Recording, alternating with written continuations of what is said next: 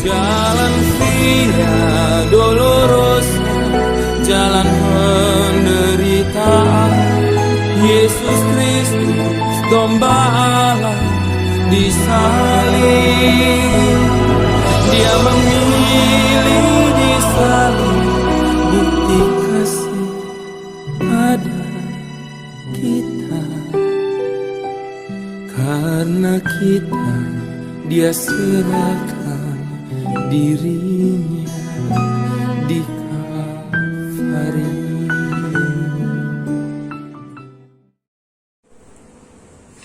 Shalom, puji Tuhan. Selamat pagi Bapak-Bapak, Ibu dan saudara sekalian. Saya bersuka cita pada pagi hari ini kalau kita kembali bertemu di dalam ibadah online. Haleluya. Kita akan memulai ibadah pada pagi hari ini dengan tundukkan kepala, kita akan berdoa. Sungguh kami mengucap syukur buat pagi hari ini Tuhan. Sungguh kami mengucap syukur mempunyai Allah seperti Engkau, Kau yang rela mati bagi setiap kami umat manusia, di mana Engkau Tuhan memberikan dirimu untuk menebus setiap dosa-dosa kami. Kami mengucap syukur Tuhan mempunyai Allah seperti Engkau. Pada pagi hari ini Tuhan, hari Tuhan, Kau yang memberikan kami kekuatan, yang memberikan kami kesegaran, yang memberikan kami kesembuhan, pemulihan untuk setiap apapun yang kami alami saat ini. Bapak Engkau Tuhan yang sanggup, Engkau Tuhan yang sanggup. Terima kasih Tuhan, mempunyai Allah seperti Engkau. Pada pagi hari ini Tuhan kami datang, kami rindu sujud di bawah kaki-Mu. Boleh kami bersekutu dengan-Mu Tuhan, menyembahkan nama-Mu dan meninggikan nama-Mu. Kami mengucap syukur kepada Tuhan. Kami bisa meninggikan nama-Mu. Di dalam nama Tuhan Yesus, kami ucap syukur dan berdoa. Haleluya. Amin. Puji Tuhan. Selamat pagi Bapak-Bapak Ibu. Pada pagi hari ini kita bersyukur mempunyai Allah, mempunyai Tuhan yang dimana Dia mau mati di atas kayu salib menebus setiap dosa saya dan dosa kita semua. Dia Tuhan yang sungguh mengasihi kita. Dia Tuhan yang berkuasa. Dia Tuhan yang setia. Haleluya. Saya mau ajak kita berpujian. Kasih yang terindah. Kasih yang terindah,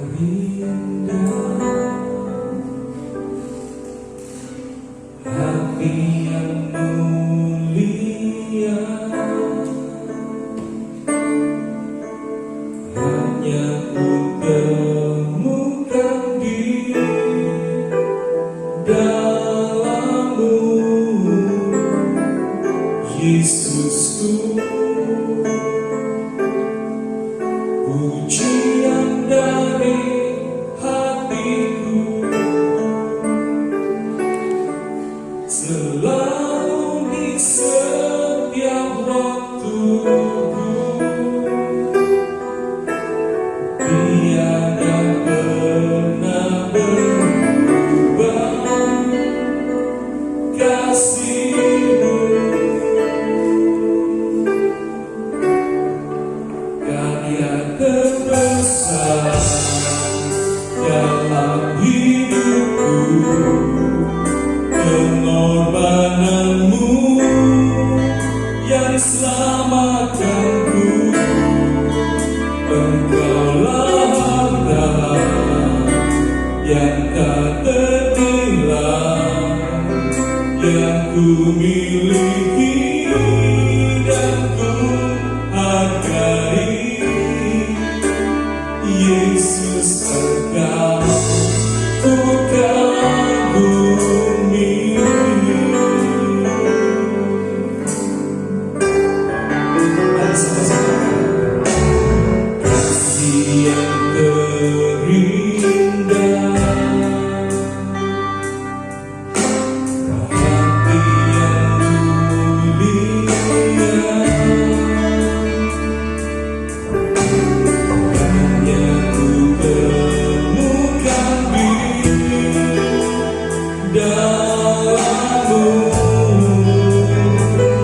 Yesusku,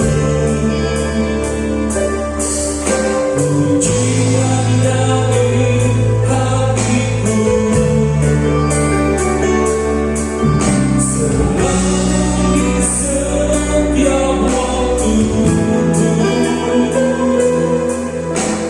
Tiada pernah berubah kasih.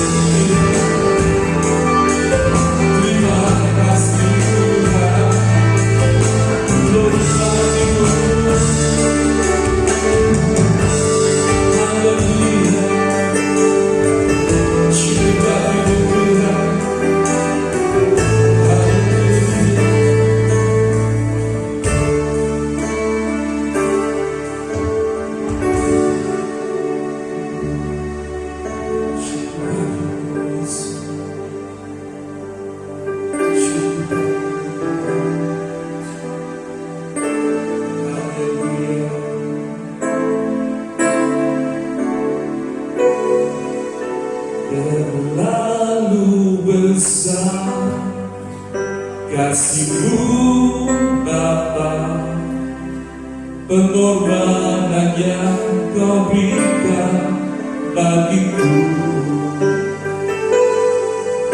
Terlalu mahal darah-Mu Yesus, tercurah untuk menebus hidupku. Terlalu besar kasih-Mu Bapa, pengorbanan yang Kau berikan bagiku. Terlalu mahal darah-Mu Yesus, tercurah untuk menebus hidupku. Terlalu besar kasih-Mu Bapa, pengorbanan yang Kau berikan bagiku. Terlalu mahal darah-Mu Yesus, tercurah untuk menebus hidupku.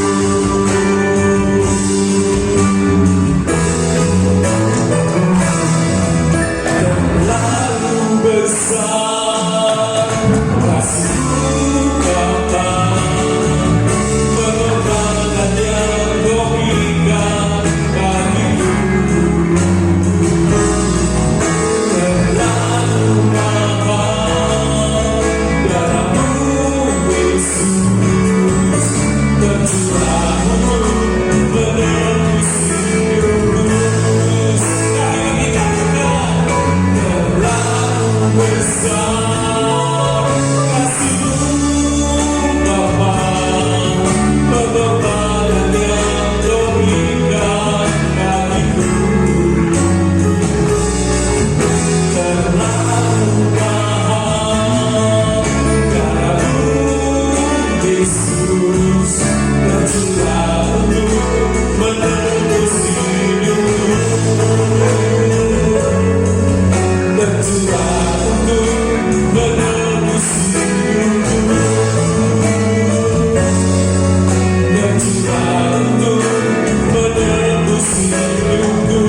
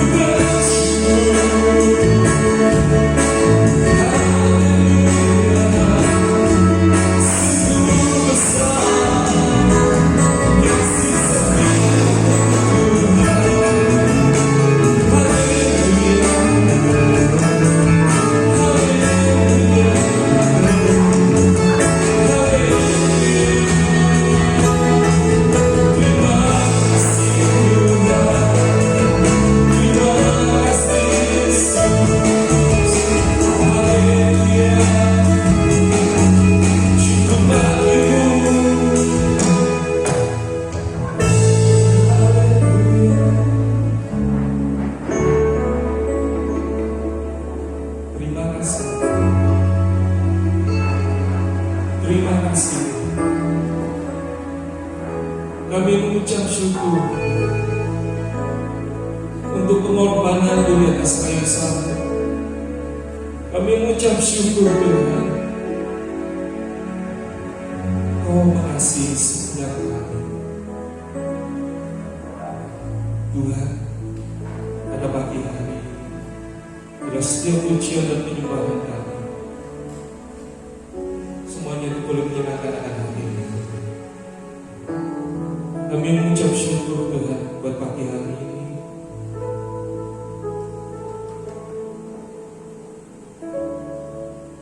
Darah-Mu Tuhan yang begitu mahal tercurah untuk menebus setiap dosa kami, untuk menebus setiap hidup kami. Ajar kami Tuhan Kami rendah dan hati kami, ajar kami Tuhan, untuk kami selalu bersama hanya kepada-Mu. Ampuni untuk setiap kesombongan kami, ampuni untuk setiap kami mengandalkan kekuatan kami sendiri Tuhan. Tapi kami pada pagi hari ini, kami mau Tuhan, bahwa Engkau Tuhan dan Raja kami, Engkaulah penguasa atas hidup kami. Terima kasih pada pagi hari ini Tuhan. Dan sebentar kami akan menerima berkat firman. Bila kami boleh menerima dan melakukannya di dalam setiap kehidupan kami. Menerima setiap firman-Mu itu Tuhan di dalam hidup kami. Terima kasih Tuhan. Terima kasih untuk setiap pengorbanan dan penebusan bagi kami. Terima kasih Tuhan. Kami mau serahkan doa ini di dalam nama Tuhan Yesus. Kami mengucap syukur. Haleluya. Amin.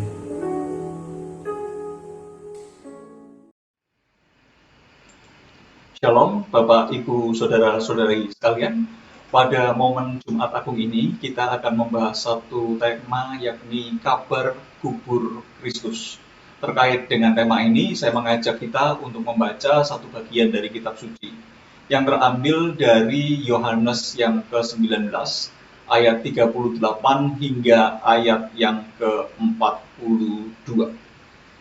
Sebelum kita membaca bagian dari kitab suci ini, saya mengajak kita untuk bersama-sama meneduhkan hati dan pikiran kita dan meminta supaya Roh Kudus sendiri bekerja, menerangi hati kita dan membukakan kebenaran firman Tuhan ini bagi kita. Mari kita berdoa. Saat ini kami umat-Mu datang di hadapan-Mu dan kami memohon, biarlah Tuhan sendiri yang menyertai dan biarlah Tuhan sendiri yang memberkati dan biarlah Tuhan sendiri yang menyingkapkan kebenaran-kebenaran firman Tuhan itu kepada kami. Inilah doa kami ya Bapa, yang kami panjatkan dengan iman di dalam nama Tuhan Yesus Kristus. Amin. Saya akan membacakan bagian ini bagi Bapak, Ibu, Saudara-saudari sekalian. Sesudah itu Yusuf dari Arimatea, ia murid Yesus, tetapi sembunyi-sembunyi karena takut kepada orang-orang Yahudi, meminta kepada Pilatus supaya ia diperbolehkan menurunkan mayat Yesus. Dan Pilatus meluluskan permintaannya itu. Lalu datanglah ia dan menurunkan mayat itu. Juga Nikodemus datang ke situ. Dialah yang mula-mula datang waktu malam kepada Yesus. Ia membawa campuran minyak mur dengan minyak haru, kira-kira 50 kapi beratnya. Mereka mengambil mayat Yesus, mengapaninya dengan kain lenang, dan membubuhinya dengan rempah-rempah, menurut adat orang Yahudi bila menguburkan mayat. Dekat tempat di mana Yesus disalibkan, ada satu taman, dan dalam taman itu ada suatu kubur baru yang di dalamnya belum pernah dimakamkan seseorang. Karena hari itu hari persiapan orang Yahudi, sedang kubur itu tidak jauh letaknya, maka mereka meletakkan mayat Yesus di situ. Ya, Bapak, Ibu, Saudara-saudari sekalian, mengapa sih kita itu mengingat Jumat Agung seperti yang kita lakukan saat ini? Dan juga kalau kita berbicara tentang salib Kristus, bukankah kayu salib yang digunakan untuk memakukan Yesus pada waktu itu juga sudah hilang, tidak tahu kemana? Lalu untuk apa sih kita itu terus mengingat-ingat salib itu? Dan juga waktu berbicara tentang kubur Yesus, saat ini orang juga tidak tahu persis di mana sebetulnya kubur Yesus itu terletak. Dan juga kubur Yesus adalah satu kubur yang kosong. Lalu untuk apa kita itu terus untuk berupaya mengingat-ingat semuanya itu dan merayakannya, mencoba untuk merenungkannya, sehingga hari ini pun kita ada satu ibadah. Bapak, Ibu, Saudara-saudari sekalian, ketika kita juga berbicara tentang kubur Kristus, maka kabar kubur Kristus itu sebenarnya kabar untuk siapa sih? Siapa sih yang sebetulnya membutuhkan kabar tentang kubur Kristus yang coba kita hayati seperti di dalam hari Jumat Agung ini? Menjawab beberapa pertanyaan ini, saya mengajak pada pagi hari ini untuk merenungkan beberapa hal sebagai berikut. Pertama, kita akan mencoba untuk melihat kisah di dalam Yohanes yang ke-19 ini. Kapan hal itu terjadi? Dan jawaban atas pertanyaan ini adalah di waktu kritis dan genting. Kemudian kita juga bertanya, siapa di dalam kisah ini yang bisa dan berani untuk menguburkan Yesus?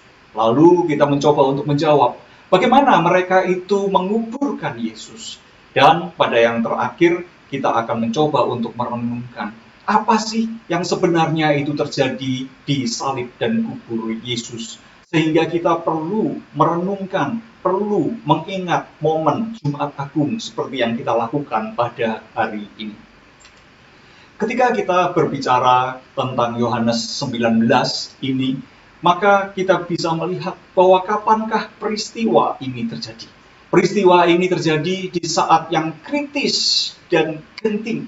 Di saat di mana Yesus itu dieksekusi seperti penjahat. Dan jikalau kita melihat di dalam Matius 26 ayat yang ke-31, di dalam momen, di dalam saat yang seperti ini, Tuhan Yesus itu berkata kepada murid-muridnya, malam ini kamu semua akan tergoncang imanmu karena aku. Sebab ada tertulis, aku akan membunuh gembala dan kawanan domba itu akan tercerai-berai. Mengikuti pernyataan Tuhan Yesus ini, di dalam Yohanes yang ke-18 kita juga sudah mulai melihat di situ bahwa para murid itu sudah mulai meninggalkan Yesus ketika Yesus itu ditangkap di Taman Getsemani. Dan juga di bagian sebelumnya, di dalam Yohanes yang ke-18, kita juga bisa melihat bahwa Petrus, murid yang paling setia, murid yang paling berani, murid yang bahkan menghunus pedangnya ketika Tuhan Yesus itu ditangkap. Ternyata Petrus itu menyangkal Yesus. Dan juga kita bisa melihat di dalam kisah ini, di dalam Yohanes yang ke-19 kita bisa melihat bahwa Yohanes, murid yang paling dikasihi oleh Kristus, dan ketika Maria, yakni Maria ibu Yesus, Maria istri Kleopas, dan juga Maria Magdalena, itu seakan-akan tidak bisa berbuat apa-apa di tengah-tengah situasi yang seperti ini.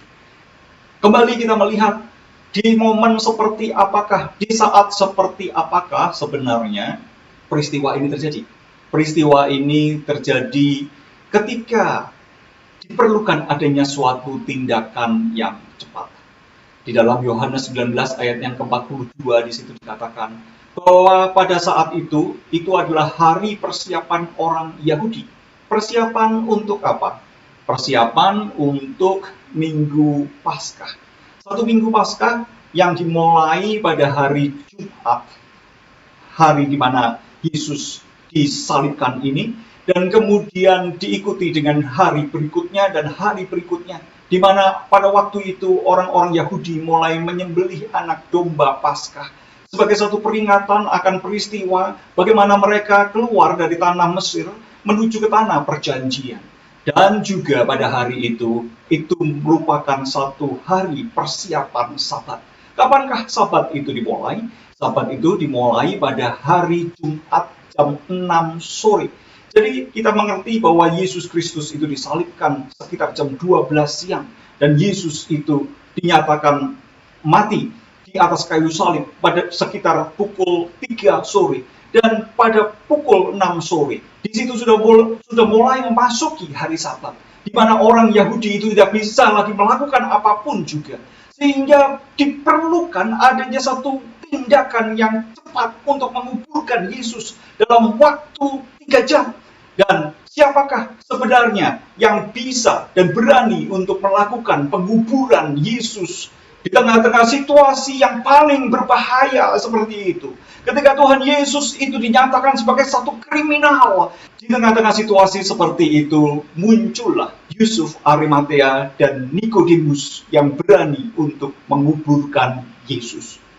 Pertanyaannya, siapakah Yusuf Arimatea dan Nikodemus tersebut? Yusuf dari Arimatea dan Nikodemus adalah anggota majelis besar. Dengan kata lain, dia adalah anggota Sanhedrin. Siapakah Sanhedrin itu? Sanhedrin adalah 70 tua-tua Israel. Yang mana jikalau kita kembali membaca di dalam kitab Keluaran, di sana Musa itu mengangkat 70 tua-tua. Dan tradisi seperti ini dilanjutkan terus hingga sampai pada masa Tuhan Yesus. Dan Sanhedrin inilah yang disebut sebagai 70 tua-tua Israel tersebut. Dan di dalam kisah Injil kita bisa melihat bahwa siapakah dalang dibalik peristiwa penyaliban Tuhan Yesus? Jawabannya adalah Sanhedrin lah yang menjadi dalang penyaliban dari Tuhan Yesus.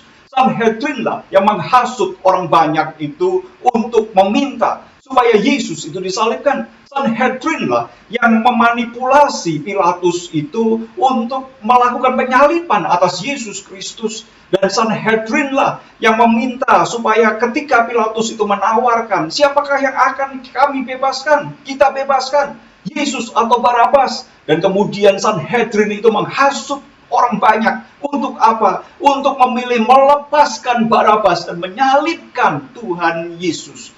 Dan ketika itu Sanhedrin lah yang juga meminta kepada Pilatus agar kubur Yesus itu dijaga. Tetapi apa yang dilakukan oleh Yusuf dari Arimatea dan Nikodemus yang sebenarnya adalah anggota Sanhedrin itu, mereka memilih satu jalan yang lain. Mereka memilih jalan yang berbeda dengan kelompok yang sendiri, di mana mereka menjadi bagian dari kelompok itu. Dan itulah yang dilakukan oleh Yusuf dari Arimatea dan Nikodemus. Jadi ketika bertanya, di tengah-tengah situasi yang genting itu, siapakah yang berani dan bisa menguburkan Yesus? Di tengah-tengah situasi yang penuh dengan bahaya itu, siapakah yang berani dan bisa menguburkan Yesus? Jawabannya Yusuf dari Arimatea dan Nikodemus yang adalah anggota Sanhedrin itu sendiri. Bapak, Ibu, saudara-saudari sekalian, siapakah Yusuf dari Arimatea? Di dalam Matius 27 ayat yang ke-57 kita bisa melihat bahwa Yusuf dari Arimatea adalah seorang yang kaya, seseorang yang memiliki satu posisi politis dan juga seseorang yang memiliki satu posisi yang strategis di dalam struktur masyarakat, dan karena itu tidak mengherankan jikalau dia adalah seorang yang kaya.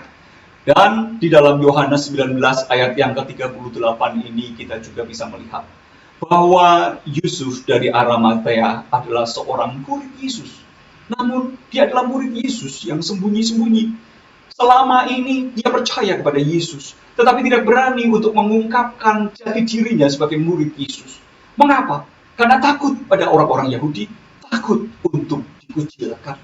Tetapi kita bisa melihat bahwa melalui peristiwa kematian Yesus Kristus, ketika para murid itu justru lari meninggalkan, ketika Petrus itu menyangkal, ketika Yudas itu mengkhianati, ketika Yohanes dan ketika Maria itu tidak bisa berbuat apa-apa, tiba-tiba ada sesuatu yang mengagetkan. Ternyata murid yang takut ini berubah menjadi murid yang lebih berani dari siapapun juga. Apa yang dilakukan oleh Yusuf dari Arimatea ini? Ia meminta kepada Pilatus, meminta agar dia diizinkan menurunkan mayat Yesus yang disalibkan sebagai kriminal oleh orang-orang Romawi dan disalibkan sebagai penyesat oleh orang-orang Yahudi itu. Dan apa yang dilakukan lebih lanjut oleh Yusuf dari Arimatea? Dia datang dan dialah yang menurunkan Yesus dari atas kayu salib. Lebih lanjut kita akan melihat siapakah Nikodemus. Di dalam Injil Yohanes kita bisa melihat bahwa di dalam Yohanes 3 ayat 1 hingga ayat yang ke-21, di situ Nikodemus itu datang pada waktu malam. Mengapa Nikodemus itu datang pada waktu malam? Nikodemus itu datang dan ingin mendengarkan ajaran-ajaran Yesus. Dan dia datang pada waktu malam ketika tidak ada seorang pun yang mungkin akan mengenali dan melihat dia itu datang kepada Yesus. Dan pada waktu itu dia mendengarkan ajaran Yesus. kamu tidak akan masuk ke dalam kerajaan Allah jikalau tidak dilahirkan kembali. Dan dia bertanya, bagaimana seseorang itu bisa dilahirkan kembali? Dan kita bisa melihat bahwa Yesus itu berkata bahwa angin itu datang kemana dan angin itu pergi kemana engkau tidak mengerti. Tetapi karya Tuhan itu akan tetap terus dikerjakan. Dan kita bisa melihat lebih lanjut kisah tentang Nikodemus. Ketika orang-orang dan mahkamah agama Sanhedrin itu mulai memperkarakan Yesus, maka Nikodemus itu tampil berdiri dan Nikodemus itu berupaya untuk membela Yesus. Dan pada bagian akhir ini kita bisa melihat bahwa Nikodemus itu datang dan menguburkan Yesus. Bapak, Ibu, saudara-saudari sekalian, kita mungkin melihat bahwa Nikodemus adalah seorang yang penakut, seorang yang tidak berani untuk datang kepada Yesus itu pada siang hari. Tetapi saat ini kita bisa melihat bahwa Nikodemus pada akhirnya itu adalah seseorang yang memiliki satu keberanian yang luar biasa, melebihi keberanian dari siapapun. Dia berani untuk membela Yesus di tengah para kelompoknya sendiri yang mencoba untuk menentang Yesus. Dan ketika Yesus itu disalibkan oleh teman-temannya sebagai seorang penghujat Allah, maka Nikodemus mengambil satu tindakan yang lain, mengambil Yesus dan menguburkan Yesus. Pertanyaan selanjutnya adalah, bagaimana mereka itu menguburkan Yesus? Jawaban atas pertanyaan ini adalah, mereka menguburkan Yesus sebagai Raja. Di dalam ayat yang ke-40 di situ dikatakan bahwa mereka itu mengambil mayat Yesus dan kemudian mengapani Yesus itu dengan lenan. Bapak, Ibu, saudara sekalian, kita mungkin bisa mengingat bahwa pada waktu Tuhan Yesus itu disalibkan, maka penjaga-penjaga itu, para prajurit itu melucuti pakaiannya, menelanjangi Yesus dan membagi kain lenannya itu menjadi dua. Di dalam keadaan yang telanjang seperti itulah Yesus itu disalibkan. Untuk apa? Untuk suatu bentuk, satu penghinaan, satu penghujatan terhadap seseorang yang dianggap sebagai satu kriminal yang tidak memiliki hak untuk apapun juga. Tetapi kita bisa melihat apa yang dilakukan oleh Nikodemus dan Yusuf dari Arimatea ini. Mereka kembali mengapani Yesus yang telah ditelanjangi itu. Ini merupakan suatu bentuk penguburan yang layak.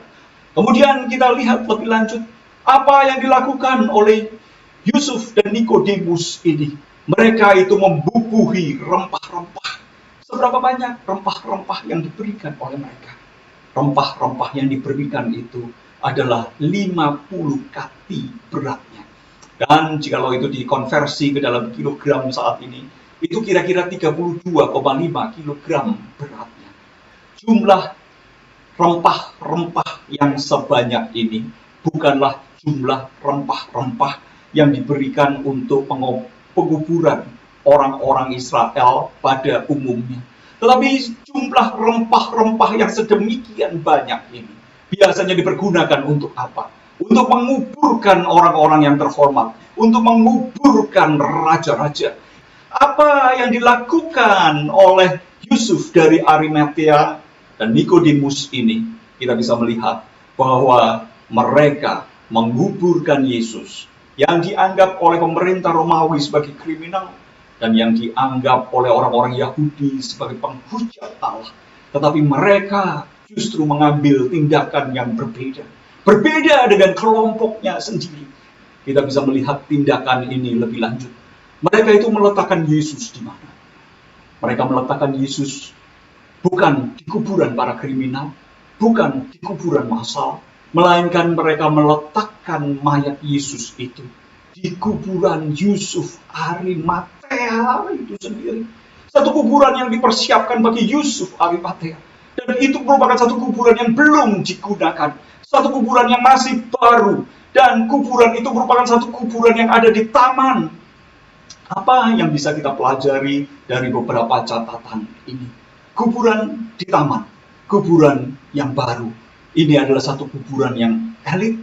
Ini adalah satu kuburan bagi kalangan atas. ini adalah satu kuburan dari para raja. Bapak, Ibu, saudara-saudari sekalian, bagaimana mereka menguburkan Yesus itu? Jawabannya adalah bukan hanya mereka menguburkan Yesus sebagai raja, tetapi mereka menguburkan Yesus itu dengan berani. Mengapa? Karena tindakan penguburan Yesus sebagai raja seperti ini, mereka haruslah melawan pemerintah Romawi. Karena itu tindakan untuk meminta kepada Pilatus untuk menurunkan Yesus dan menguburkan Yesus merupakan satu tindakan yang luar biasa berani. Mengapa? Karena umumnya penjahat yang disalibkan itu tidak dikuburkan. Penjahat yang disalibkan itu dibiarkan mati dan dibiarkan membusuk dan dibiarkan dimakan oleh burung-burung sampai habis. Untuk apa? Untuk memberikan satu pelajaran, untuk memberikan satu teror kepada orang-orang bahwa kalau kamu berani melawan pemerintah Romawi, ini yang akan terjadi. Dan kita bisa melihat bahwa orang-orang Yahudi itu meminta juga kepada Pilatus agar Yesus itu dan penjahat yang lain tidak dibiarkan di kayu salib, karena mereka akan merayakan Sabat dan mereka akan merayakan Paskah. Dan mereka telah menyediakan satu kuburan massal bagi para kriminal. Kita bisa melihat itu di dalam Yohanes 19 ayat yang ke-31. Tetapi apa yang dilakukan oleh 2 orang dari 70 orang Sanhedrin ini? Mereka itu menolak keputusan Sanhedrin. Mereka menolak agar Yesus itu dikuburkan bersama-sama dengan para kriminal yang lain di dalam kuburan massal.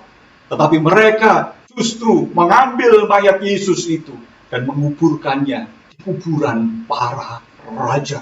Bapak, Ibu, saudara-saudari sekalian, tindakan yang dilakukan oleh Yusuf dari Arimatea dan Nikodemus ini merupakan satu tindakan yang penuh dengan pertaruhan.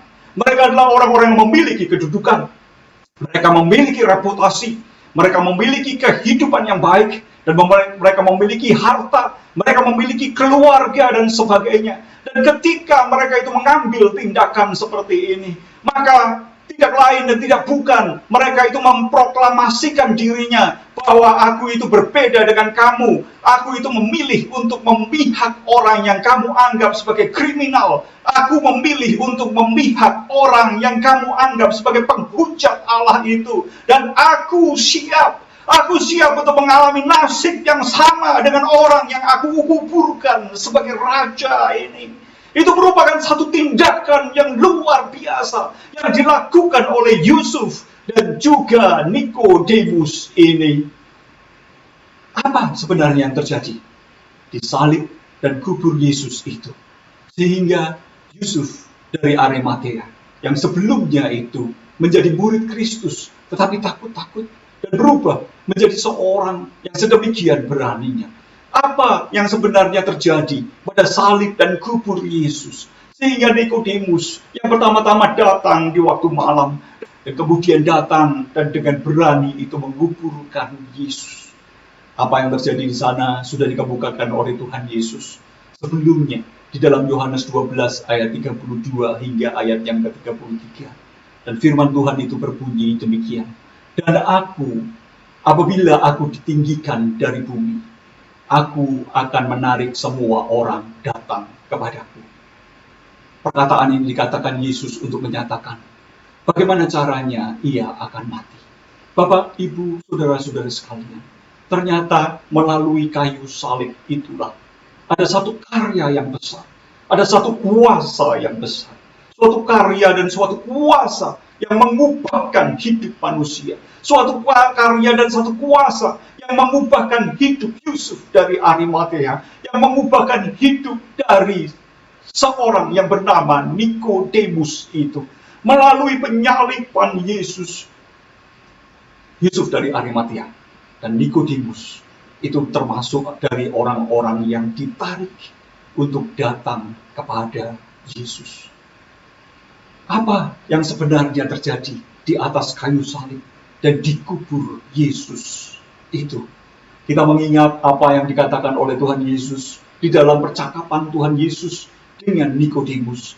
Kita bisa melihat di dalam Yohanes 3 ayat 7 hingga ayat yang ke-8. Bapak, Ibu, saudara-saudara sekalian, hal ini menjelaskan bahwa ada satu pekerjaan Roh Kudus. Satu pekerjaan Roh Kudus yang misterius, yang membawa seseorang itu ke dalam jalan keselamatan, yang membawa seseorang itu ke dalam jalan kelahiran kembali.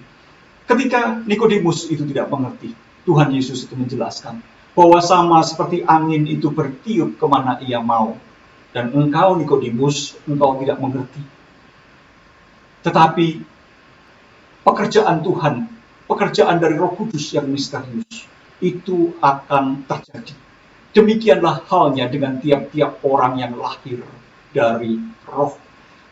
Bapak, Ibu, saudara-saudara sekalian, kita bisa melihat juga di dalam Yohanes 3 ayat 20 hingga 21.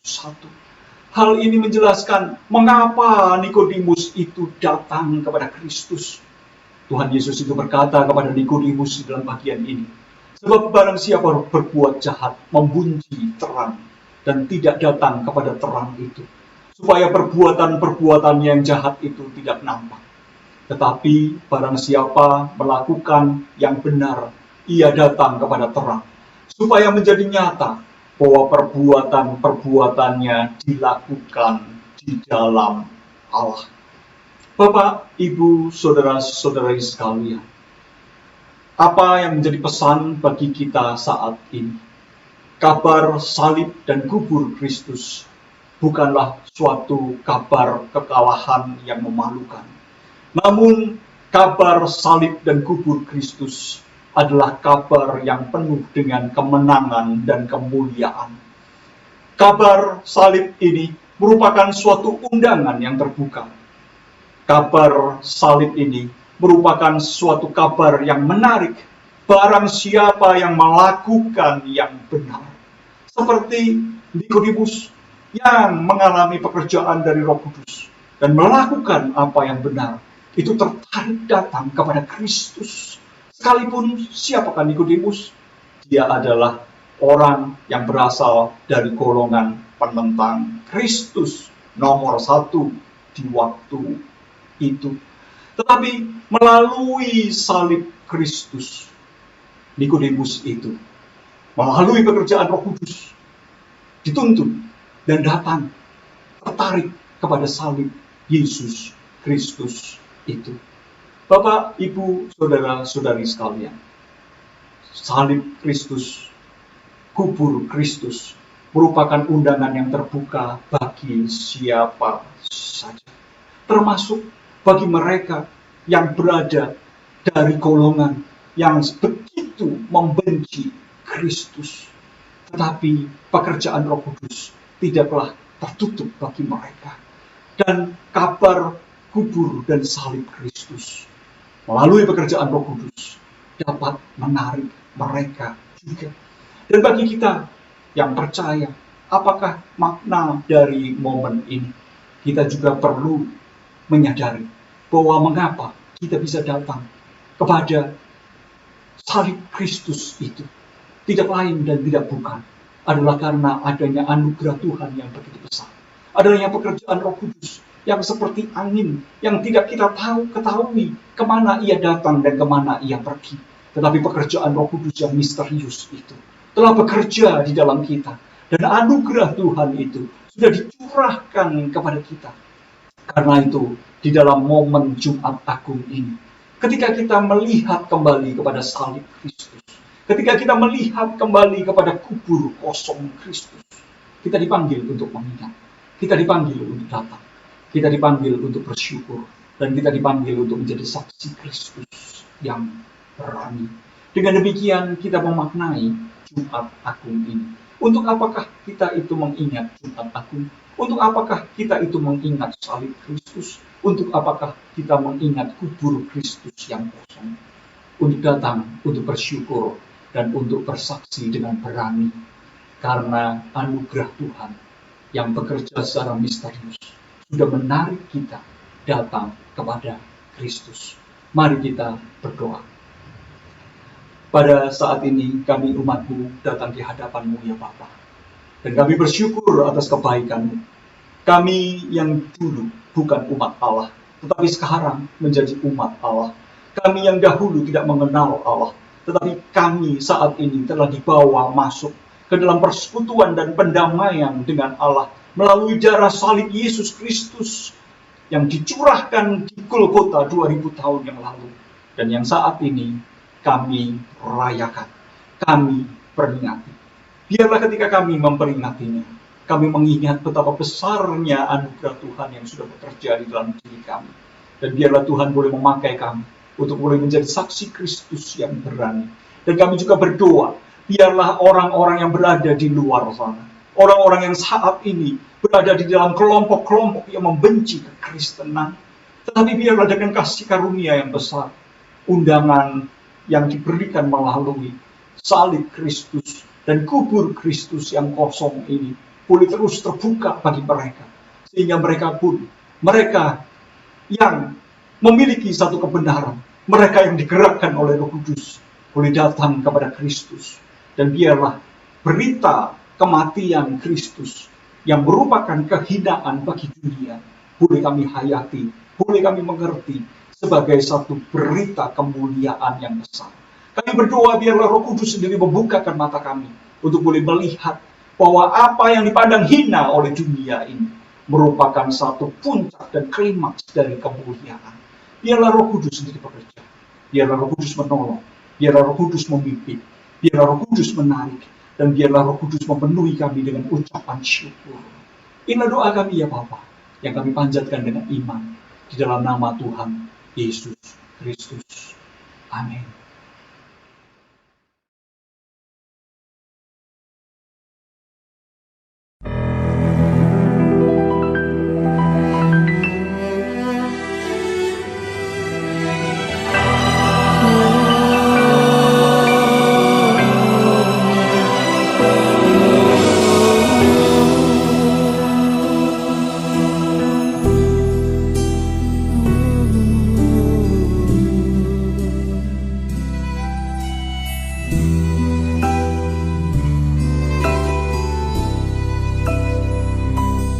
Jalan Via Dolorosa saat di Yerusalem, seorang tak berdosa disalibkan, dicaci dan dihina, diteriakan kematiannya.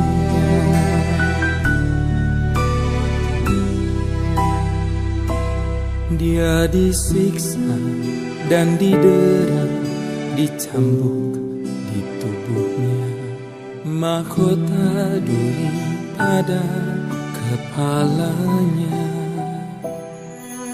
dipikunya salibnya, dia melangkah menuju Kalvari. Jalan Via Dolorosa, jalan penderitaan, Yesus Kristus domba Allah disalib. Dia memilih disalib, bukti kasih pada kita. Karena kita, dia serahkan dirinya di Kalvari.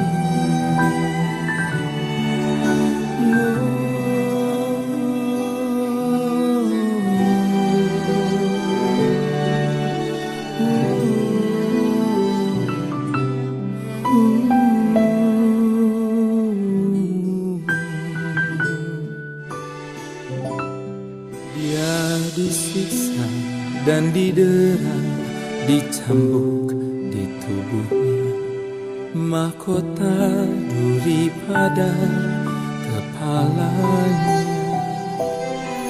Di pikunya salibnya dia melangkah menuju Kalvari. Jalan Via Dolorosa, jalan penderitaan. Yesus Kristus, domba Allah, disalib. Dia memilih disalib, bukti kasih pada kita. Karena kita, dia serahkan dirinya di Kalvari. Darahnya mengalir, membasuh dosa, membukakan jalan kepada Allah. Jalan Via Dolorosa, jalan penderitaan. Yesus Kristus, domba Allah, disalib. Dia memilih disalib, bukti kasih pada kita. Karena kita, dia serahkan dirinya di Kalvari.